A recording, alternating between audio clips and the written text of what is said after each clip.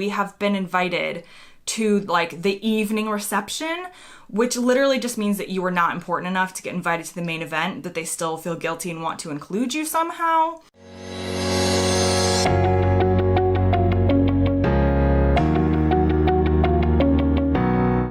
Hey guys, welcome back to the Girl Gone London channel. If you're new here, my name is Kaylin. I'm an American who's lived in the UK for almost 10 years, and today I am doing another video on the less talked about differences between the UK and the US.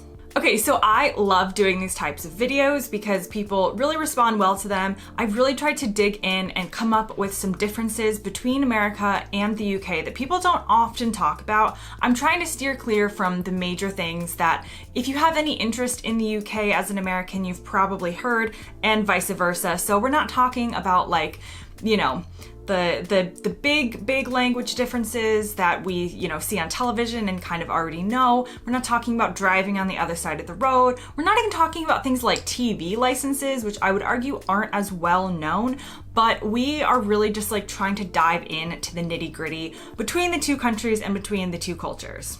Now, if you want to support me or are interested in more videos on the differences between the UK and the US, definitely make sure to hit subscribe. It really helps me out. It shows me and YouTube that you like my videos, and if you don't like my videos, then I suppose you can just click off now or watch and don't subscribe. But if you are feeling generous and you want to help out a channel, definitely hit the subscribe button. Okay, so today I have 7 differences for you. So we're going to start with difference number 1, and that has to do with weddings. And weddings are a whole topic, so I'm not going to dig into all the differences between a UK and an American wedding because they are pretty different. But I've just written down one aspect of the weddings that are different, and that has to do with who you invite and how. So in the US, again, I find myself saying this all the time in my videos. This is regional. This is based on my knowledge of Florida, Pennsylvania. I do have a bit more knowledge of the rest of American culture, even though I haven't lived in every state, but I'm from Florida, and comparing it to what I have experienced in the southeast of England. So take that for what it's worth. But the difference with wedding invitations and who you invite has to do with the fact that in the UK, it is possible to kind of segment your wedding list. So it's kind of like the Hunger Games here, where you've got like, people kind of fighting for a spot on the top list, and then they can get relegated to the bottom list. And what happens is people will often invite their closest friends and family to the ceremony, which is considered like the A team. And if you get invited to the A team, you're invited the whole rest of the day. Then sometimes people will actually invite people to the reception, but not to like the main ceremony. That's not as common, I feel like, but what is common here in the UK is you invite people to the ceremony and reception. So that is your A team. That is like your closest family and friends, and basically as many people as you can afford to pay for dinner for. And often there is kind of like an after party element to a British wedding. They go on pretty late until like midnight or 1 a.m. And so what happens is after the meal is done at the reception and the speeches, are all part of that kind of A team celebration, it then turns into time for like cake and drinks and dancing, which goes on well into the evening. So you could invite your B team, i.e. the people that you aren't as close with, or you can't afford to pay for their meals for the wedding. You invite them to this like end of the wedding portion. I think they call it like the evening something. I don't exactly know the wording that people will use, but I do know that we have been invited to like the evening reception, which literally just means that you were not important enough to get invited to the main event, that they still feel guilty and want to include you somehow. This is not very common in the US. I've never heard of anyone doing this in the US. We pretty much are like, here's my wedding, you're invited or you're not invited, but our weddings are also much shorter usually, like 5 to 6 hours. Whereas a British wedding, or particularly an English wedding that I've gone to, can go on for like 10 to 12 hours. So maybe it does make sense to, invite more people than you could invite to your ceremony and paying for your meals.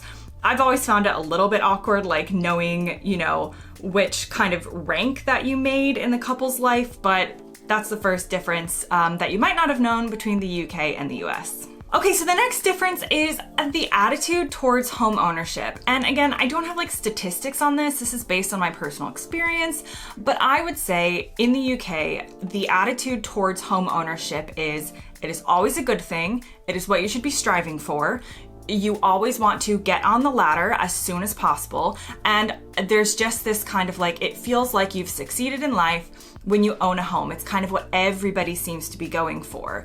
And this is in part, I think, because of the, massive lack of housing in the UK. There's a lot of people on a much smaller island than America takes up, and there is just more competition. So it kind of makes sense that, if you don't want to rent forever, then you want to buy a house as soon as possible.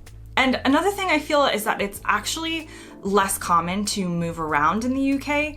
And, it kind of makes sense. So if your job is based in London, it will probably always be based in London. You can kind of pick out pretty early on where you'd like to be based. Obviously, people do move. I'm not saying that they don't, but it's, it's a smaller country and a lot easier to get different places being based in one place. So if your job changes location, a lot of times you won't necessarily move. You'll just have a different commute or a different train to get into work. Compare this to the US, where we definitely do value home ownership. I'm not saying that we don't, but what I am saying is I feel there's less of an attitude towards this being like the crowning achievement of your life. I feel like renting is actually more popular than it is here in the UK as something that people choose to do and want to do, especially into your 20s and 30s, where here people are like, feeling like they should be able to buy a house, even if it's not attainable because of house prices. Whereas in the US, I just feel like we're just a little bit like, we put the brake on feeling that intense need as early as you do in the UK.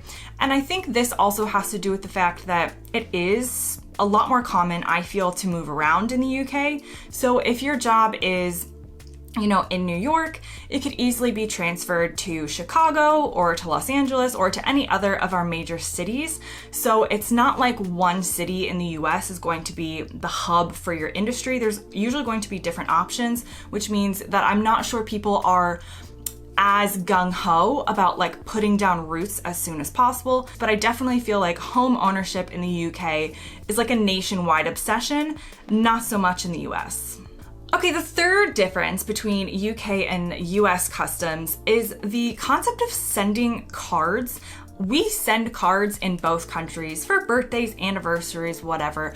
And this also could be down to regional and can be down to your families, but I have definitely seen this in expat groups of Americans in the UK commenting on this topic, so I feel safe in bringing it up as probably a difference between the countries. In the UK, it definitely seems to be a card giving culture. So they're really into, on a family member's birthday, making sure that every other family member has sent a card, or, on someone's anniversary, they're really into the greeting cards and the sending cards. I feel like in the US, we are, but not with the same, level of like commitment to card sending that I feel like they have in the UK. I definitely don't feel like it would be rude to not send a card for certain instances and to just, call someone and say happy birthday or whatever. Whereas here, and again, it does depend on families, but it definitely seems like sending a card for an occasion is really valued as a way to express your birthday wishes or your anniversary wishes. And it just seems like a more traditional way of celebrating with someone. Whereas in the States, I feel like nowadays, a lot of people would be fine with just a text. The next difference has to do with school supplies. So in the US, I have amazing memories of school supply shopping. So if you're from the UK, what we do in the US is the teacher gives the parents a school supply list before you start the year, and you are basically expected to show up with your own school supplies. This is everything from paper to pencils to notebooks, and I used to love going school supply shopping at Target with my mom or with my grandma, and it was like a school kid's Super Bowl, like picking out, all the things that you wanted, arguing with your parent over whether you could get the more expensive thing that you definitely didn't need versus the more practical thing. And it just is this whole event, school supply shopping. Here in the UK, you don't get a school supply list, and I didn't realize this until much later on. The schools provide most of the school supplies, so there is no like school shopping, you know, back to school pandemonium of everybody searching for that particular type of Elmer's glue stick. It is just simply a matter of getting your uniform. So you do have to wear uniforms at most schools in the UK, so the parents would be expected to provide the uniform. So maybe you're shopping for, you know, like the right socks or the right tights, but you're not necessarily going out in the UK and purchasing your pencils and your pens and all of these school supplies. You would obviously need to have a backpack. They're not going to provide that, or a lunchbox or whatever it is, but it's not the same kind of cultural phenomenon of school supply shopping because school supplies are mostly included in school. So the next thing I wrote down has to do with taking what's called a gap year. So in the US, we tend to start college or university if we go as soon as we graduate from high school. So we graduate our senior year and we're basically expected to enroll in college the following semester. In the UK, this is definitely common as well. Plenty of people do this, but I found it more common than in the US to take a year off. And a lot of people in that gap year go traveling. This is also popular in Australia, I think. And the idea is, you know, take some time. You've just kind of graduated from school. You don't need to jump right into it. Get some life experiences, maybe work for a year, maybe travel, maybe just explore, you know, other options in life. And then you would enroll the following year in college or university. Well, they call it university here, but to the Americans, they would basically be going to college. And I have thought about the reason for this. I feel like it definitely comes down to cultural differences and the fact that as Americans, I feel like we are workaholics to a bad degree. We are kind of, you know, pressured into this system of like taking time off is not a good thing. And also in the US university system, we do tend to have more time. First of all, we have 4 years instead of the 3 years a Brit has usually anyway. But also because of how our curriculum works, we don't always specialize right away anyway.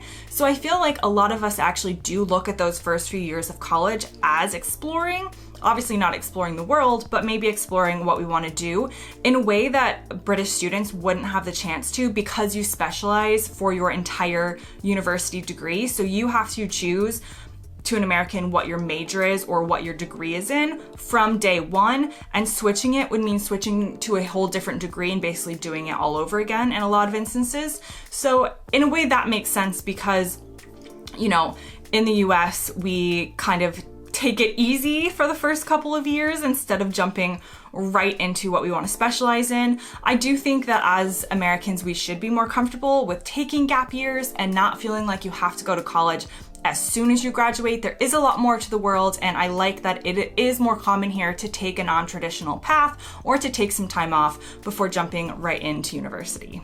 The sixth thing I wrote down kind of has to do with getting married. I say kind of, it does have to do with getting married, but it's before you get married. So I have some friends who are currently in the process of planning weddings or getting married soon, and they, in the US, are having what we call bridal showers, which is basically where you have a pre-wedding event for the bride. This is not the bachelorette party or the hen party as it's known in the UK. This is for like, you know, the friends and the close family of the bride to come together and celebrate her. You often do get gifts as part of this. They could purchase gifts off of your wedding registry, or they could just give you other types of gifts. But this is, you know, a gathering usually planned by like the mother of the bride or a relative of the bride or a friend of the bride for the bride to celebrate her before she gets married. Definitely not in like a hijinks sort of way of a bachelorette party, but a much more toned down, usually nice like afternoon tea kind of feel. In the UK, I have never been to or heard of a bridal shower. So if you are in the UK and from a region that does have that, definitely comment below and let me know, because I have not been exposed to it, and my research shows me that it's definitely not really considered a thing. So the bride just has her bachelorette party, or hen party as they call it in the UK, with her friends, and that is the only bridal focused pre-wedding event. The last thing I wrote down is the difference between the attitude, not necessarily the attitude, but the differences in who goes hunting. I am mostly a vegetarian and do not like the idea of hunting, but we're not talking about my opinions about it. We're talking about who does it. And in the UK, particularly in England, I have learned that it appears to be, from what I can gather, obviously not being born here, I'm not intensely familiar with the way the class system works, but it's considered an upper class kind of sport. So it would basically, for Americans, it's like a posh thing. You get dressed up in like your fancy, high-end hunting stuff, and it's definitely like it's seen as kind of a rich person's thing. In the US, that is 100% not the case. Hunting is for anybody in the US, and I would argue that the stereotype of a hunter in the US would be someone who is less well off, and we don't have the same kind of idea that it is a rich person's sport or something that they do. I would think that actually a lot of rich people wouldn't be into hunting in the US. It's definitely going to be like a middle class or lower kind of thing. And I'm not intimately familiar with hunting. This is just what I have gathered from talking to people and reading articles about it, and knowing, that in the US, we sell a lot of hunting gear at Walmart. Here, it's definitely not the same kind of feeling, and it's definitely for a certain echelon of people, or people who feel they are in a kind of upper echelon of society. So that brings me to the end of this video. Comment below and let me know which of these differences were most interesting to you. Also give me ideas on other videos. I love coming up with these differences, and again, trying to find the more nuanced things. You probably wouldn't talk about bridal showers when you're living in the UK for only a couple of months or you're visiting, but it has taken me time to live here and to really, get enmeshed in British culture to start to understand these smaller differences. Hope you guys enjoyed this video, and I'll see you next time.